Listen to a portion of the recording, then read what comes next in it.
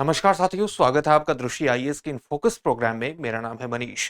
हाल ही में अमेरिकी राष्ट्रपति ने एक महत्वपूर्ण कार्यकारी निर्णय लिया जिसमें उन्होंने अमेरिकी शिक्षा सचिव लिंडा मैकमोहन से कहा कि वो उन सभी महत्वपूर्ण कदमों को उठाएं जिससे संघीय शिक्षा विभाग को बंद करने की प्रक्रिया प्रारंभ हो जाए।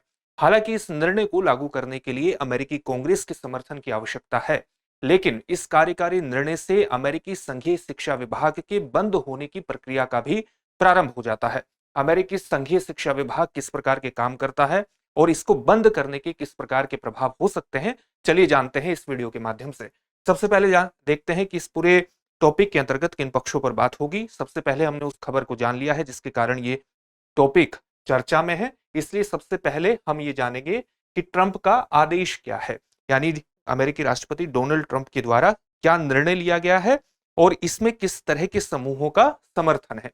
साथ ही फिर देखेंगे कि संघीय शिक्षा विभाग की मुख्य भूमिका क्या है, वो किस प्रकार के काम करता है। अगर इस विभाग को बंद कर दिया जाता है, यहां पर विभाग लिखा है लेकिन इससे कंफ्यूजन होने की आवश्यकता नहीं है, क्योंकि जैसे हमारे देश में मंत्रालय होते हैं तो मंत्रालय के अंतर्गत कई विभाग आते हैं, तो उससे कंफ्यूज होने की आवश्यकता नहीं है, क्योंकि ये जो विभाग है ये अपने आप में एक मंत्रालय की तरह है।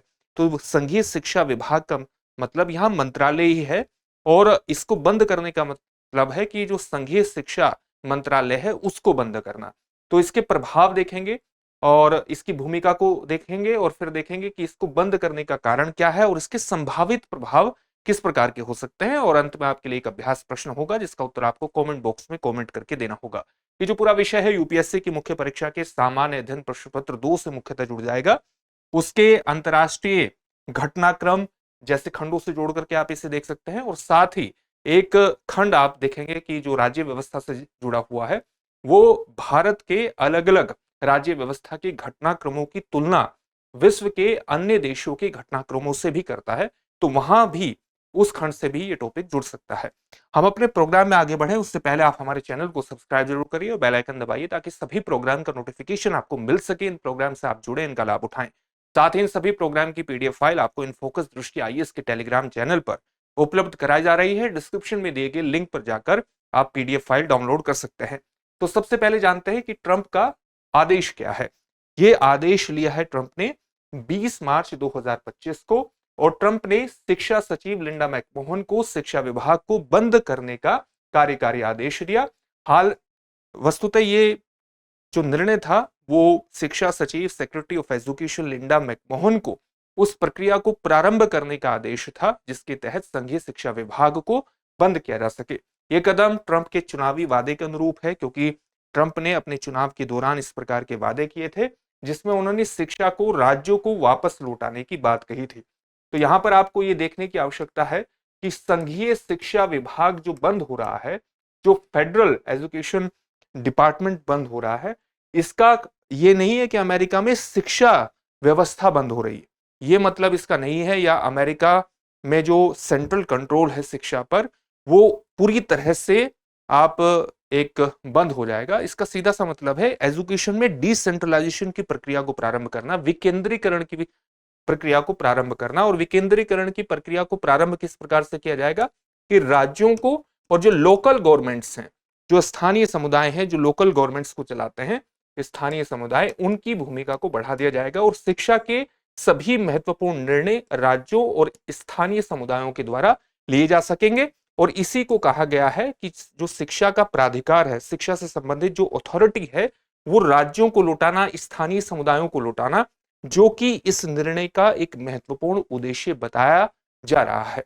विभाग को बंद करने के लिए कांग्रेस की मंजूरी की आवश्यकता है, यानी ये कार्यकारी निर्णय ही काफी नहीं होगा कि जो संघीय शिक्षा विभाग है वो बंद हो जाए, बल्कि कांग्रेस के समर्थन की भी आवश्यकता होगी, क्योंकि इसे केवल कार्यकारी आदेश से लागू नहीं किया जा सकता। प्रशासन ने आधिकारिक आदेश से पहले ही विभाग का बजट और कर्मचारियों में कटौती शुरू कर दी थी, यानी इस निर्णय को लिए जाने से पहले ही संघीय शिक्षा विभाग में कर्मचारियों की संख्या को भी कम किया गया और उसकी फंडिंग को भी कम कर दिया गया। यानी आप कह सकते हैं कि एक तरह से प्रक्रिया का प्रारंभ संघीय शिक्षा विभाग को बंद करने का पहले ही प्रारंभ हो चुका है। तो ये पूरी खबर है और इसका हम निहितार्थ समझने की कोशिश करेंगे, लेकिन उससे पहले आपके लिए एक महत्वपूर्ण सूचना है, और सूचना यह है कि आप जानते हैं कि दृष्टि संस्थान अपना 25वां स्थापना वर्ष मना रहा है। इस 25वें स्थापना वर्ष को मनाने के अंतर्गत आपके लिए एक महत्वपूर्ण ऑफर आया है।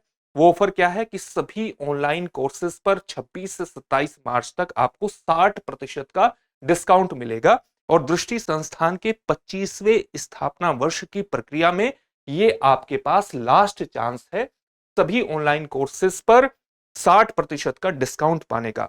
कब आपको ये डिस्काउंट मिलेगा? 26 और 27 मार्च को मिलेगा। इतना ही नहीं बल्कि सभी बुक्स और टेस्ट सीरीज पर भी आपको 40% की छूट मिलेगी और ये आपके पास अंतिम अवसर है। तो इस अवसर का लाभ उठाना बिल्कुल मत भूलिए और इसके लिए अभी डाउनलोड कीजिए दृष्टि लर्निंग ऐप। साथ ही आप हमें एक नंबर पर भी कॉल कर सकते हैं। नंबर है हमारा 8750187501। तो इस अंतिम अवसर का लाभ उठाइए। दृष्टि स्थापना वर्ष के दृष्टि स्थापना के 25वें वर्ष में अंतिम अवसर आपके पास है सभी ऑनलाइन कोर्सेज पर 60% का और सभी बुक्स और टेस्ट सीरीज पर 40% की छूट पाने का। ऑफर कब है? 26 और 27 मार्च को। तो इस ऑफर का लाभ उठाइए और सफलता की दिशा में आगे बढ़ जाइए। अब देखते हैं कि संघीय शिक्षा विभाग की मुख्य भूमिका क्या है अमेरिका में। अमेरिका का जो संघीय शिक्षा विभाग है वो संघीय छात्र सहायता, जिसके रूप में छात्र सहायता किस प्रकार से दी जाती है? लोन के रूप में दी जाती है, ऋण के रूप में दी जाती है, ग्रांट के रूप में भी प्रदान की जाती है। तो संघीय छात्र सहायता का ये प्रबंधन करता है, उसको मैनेज करने का काम करता है। साथ ही विकलांग बच्चों को भी समर्थन प्रदान करने की कोशिश करता है। स्कूलों में विकलांग बच्चों का एडमिशन हो सके उसके लिए भी तरह तरह के प्रयोग करता है, तरह तरह की सहायता ये प्रदान करता है। इसके अलावा टाइटल 1 कार्यक्रमों के लिए भी धन प्रदान करता है। टाइटल 1 कार्यक्रम क्या है? ये स्कूली बच्चों को, कम आय वाले परिवारों के छात्रों को, यानी स्कूल शिक्षा के अंतर्गत कम आय वाले परिवारों के छात्रों को समर्थन देने का काम करता है। तो इसके ये कुछ महत्वपूर्ण कार्य हैं जो कि अमेरिकी संघीय शिक्षा विभाग करता है। विभाग सार्वजनिक स्कूलों की कुल फंडिंग का लगभग 11%, विशेष तौर से ध्यान में रखिएगा कि जो प्राथमिक और माध्यमिक स्कूल है, प्राथमिक और माध्यमिक सार्वजनिक स्कूल है, उनकी कुल फंडिंग का 11% प्रबंधित करता है। और ये आंकड़ा हमारे पास है वर्ष 2020 और 21 का। एक महत्वपूर्ण आंकड़ा है। क्या आंकड़ा है? कि प्रारंभिक और माध्यमिक स्कूल एजुकेशन, सार्वजनिक स्कूल एजुकेशन की कुल फंडिंग का 11% प्रबंधित किया जाता है संघीय शिक्षा विभाग द्वारा और बाकी जो धन है वो राज्य स्रोतों से आता है या स्थानीय स्रोतों से आता है, बाकी उनके द्वारा मैनेज किया जाता है। इसे मंत्रालय का स्वरूप कब प्रदान किया गया? प्रारंभ में हम देखते हैं कि जो विभाग अस्तित्व में आया ये 1867 में स्थापित किया गया था, लेकिन इसने मंत्रालय का स्वरूप 1979 में जिमी कार्टर प्रशासन के तहत एक कैबिनेट स्तरीय एक स्वरूप प्राप्त किया, यानी आप कह सकते हैं एक कैबिनेट स्तरीय विभाग के रूप में इसको डेवलप किया गया, विकसित किया गया। तो 1979 में हम देखते हैं कि ये पूरी तरह से एक मंत्रालय के रूप में सामने आता है। अगर हम ये देखें कि ट्रंप प्रशासन के में कौन से महत्वपूर्ण कारण नहीं है जिससे वो संघीय शिक्षा विभाग को बंद करना चाहता है, तो उसमें कई कारण आ जाते हैं। एक कारण तो यही है कि जो ट्रंप प्रशासन है वो शिक्षा के क्षेत्र को डिसेंट्रलाइज करना चाहता है और डिसेंट्रलाइजेशन का, जैसा कि अभी आपको बताया था, सीधा सा मतलब है कि राज्यों को और स्थानीय समुदायों को लोकल गवर्नमेंट्स के माध्यम से शिक्षा के क्षेत्र में प्राधिकार प्रदान करना ताकि वो स्थानीय जरूरतों के अनुसार शिक्षा के क्षेत्र में महत्वपूर्ण निर्णय ले सके। और इसलिए इस निर्णय के अंतर्गत कहा गया है कि जो शिक्षा का प्राधिकार है वो राज्यों और स्थानीय समुदायों को लौटाना इस पूरे आदेश का एक महत्वपूर्ण उद्देश्य है। इसी तरह से ट्रंप के व्यापक सरकारी सुधारों के एजेंडे से भी ये मेल खाता है। ट्रंप जिस प्रकार से प्रशासन के अलग अलग क्षेत्रों में एक कॉम्प्रिहेंसिव रिफॉर्म कर रहे हैं, एक व्यापक सुधार की प्रक्रिया को उन्होंने प्रारंभ किया है, उसी के अनुरूप ट्रंप के द्वारा अब शिक्षा के क्षेत्र में इस प्रकार के सुधार किए जा रहे हैं और इसकी देखरेख के लिए उन्होंने अपने महत्वपूर्ण सहयोगी एलन मस्क को नियुक्त भी किया है। प्रशासन ने विभाग द्वारा छात्र ऋण का, यानी जो ट्रंप प्रशासन है उसने संघीय शिक्षा विभाग द्वारा छात्र ऋण का 1.6 ट्रिलियन डॉलर से अधिक का प्रबंधन करने की आलोचना की है।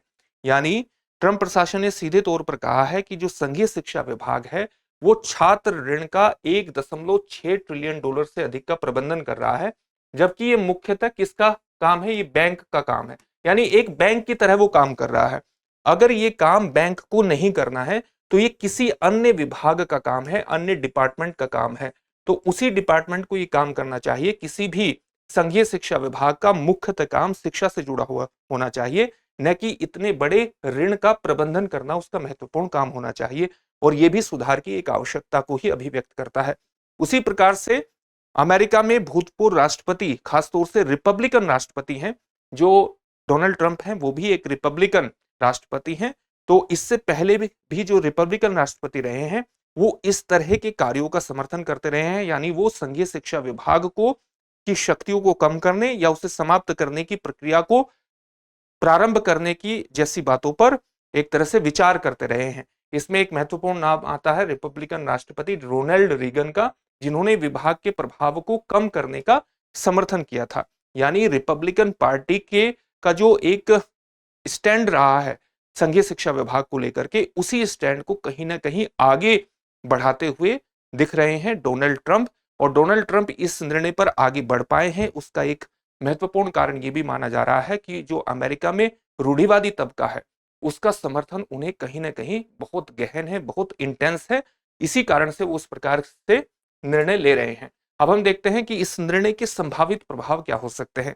इस निर्णय के संभावित प्रभाव ये हो सकते हैं कि जो उच्च शिक्षा के क्षेत्र में कम आय वाले परिवारों को अलग अलग प्रकार के ऋण और अनुदान सहायता प्रदान की जाती है संघीय शिक्षा विभाग के द्वारा, जिसको हम पेल अनुदान के नाम से भी जानते हैं। यानी कम आय वाले परिवारों के छात्रों को जो अलग अलग प्रकार की अनुदान सहायता संघीय शिक्षा विभाग के द्वारा प्रदान की जाती है, जिसको आप पेल अनुदान के रूप में परिभाषित कर सकते हैं, वो बंद हो सकती है। इसी प्रकार से शिक्षा के क्षेत्र में कम आय, स्कूल एजुकेशन के क्षेत्र में कम आय वाले परिवारों के छात्रों को जो अलग अलग प्रकार की सहायता प्रदान की जाती है टाइटल 1 फंडिंग के अंतर्गत, वो बंद हो सकती है। विकलांग बच्चों के लिए जो तरह तरह की समर्थन संघीय शिक्षा विभाग के द्वारा प्रदान किए जा सकते हैं, वो बंद हो सकते हैं। लेकिन ट्रंप प्रशासन का कहना यह है कि चाहे पेल अनुदान हो, चाहे टाइटल 1 फंडिंग हो और चाहे विकलांग बच्चों के लिए समर्थन हो, ये सारी आवश्यक सेवाएं जारी रहेंगी, लेकिन इन्हें अन्य एजेंसियों में पुनर्वितरण इनका किया जाएगा, इनका रीडिस्ट्रीब्यूशन किया जाएगा। संघीय शिक्षा विभाग इनको नहीं देखेगा। अगर उसे बंद कर दिया जाएगा तो ये जितनी भी महत्वपूर्ण सेवाएं हैं छात्रों को जो प्रदान की जाती है, कम आय वाले परिवारों के छात्रों को, विकलांग छात्रों को जो अनुदान सहायताएं, ऋण सुविधाएं प्रदान की जाती हैं, वो लगातार प्रदान की जाएंगी, लेकिन अन्य विभागों के द्वारा प्रदान की जाएंगी। विभाग के कर्मचारियों को पहले ही लगभग आधा घटा दिया गया है। एक प्रभाव यह भी है, संभावित प्रभाव, संघीय शिक्षा विभाग अगर बंद होता है तो उसके कर्मचारियों की जाहिर सी बात है कि वो किसी और डिपार्टमेंट में जाएंगे या राज्यों के डिपार्टमेंट्स में जाएंगे। पहले ही इस प्रक्रिया का प्रारंभ हो चुका है। जैसे संघीय शिक्षा विभाग में 4133 से 2183 कर्मचारी हो गए हैं, लगभग उनकी संख्या आधे स्तर पर आ गई है। शिक्षा प्रशिक्षण अनुदान जैसे कार्यक्रम रद्द कर दिए गए हैं। ये शिक्षा प्रशिक्षण अनुदान कार्यक्रम संघीय शिक्षा विभाग के द्वारा चलाए जाते हैं, और विशेषकर ऐसे कार्यक्रमों को बंद किया गया है जो आलोचनात्मक नस्ल सिद्धांत या डाइवर्सिटी ट्रेनिंग से जुड़े हुए थे। डाइवर्सिटी ट्रेनिंग या आलोचनात्मक नस्ल सिद्धांत जैसे विवादास्पद विषयों से संबंधित थे। ऐसे शिक्षक प्रशिक्षण अनुदान जैसे कार्यक्रमों को रद्द कर दिया गया है, और ये भी एक इसी निर्णय का प्रभाव है कि संघीय शिक्षा विभाग को धीरे धीरे प्रक्रियाबद्ध रूप में समाप्त करना है। राष्ट्रीय शिक्षा संघ ने इस पर चिंता, जो अमेरिका का राष्ट्रीय शिक्षा संघ है, उसने इस पूरे निर्णय पर एक चिंता व्यक्त की है, और उसने कहा है कि संघीय विभाग को बंद करने से सभी छात्रों के लिए एक महत्वपूर्ण शैक्षिक सुरक्षा और अवसरों को खतरा हो सकता है। यानी संघीय शिक्षा विभाग ऐसे बहुत से कार्य करता है जो कि छात्रों के एक वर्ग को कई तरह की सहायताएं प्रदान करता है।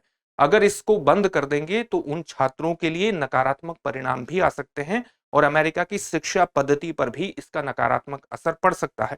लेकिन ट्रंप प्रशासन का यह मानना है कि राज्यों और स्थानीय समुदायों को ही शिक्षा पर निर्णय लेना चाहिए, स्थानीय जरूरतों के अनुरूप शिक्षा को ढालना चाहिए, ताकि अमेरिकी शिक्षा में जो तरह तरह की कमियां उभर रही हैं और शैक्षणिक डिपार्टमेंट लगातार खत्म होता जा रहा है, उसकी स्थिति में सुधार लाया जा सके निचले स्तर से।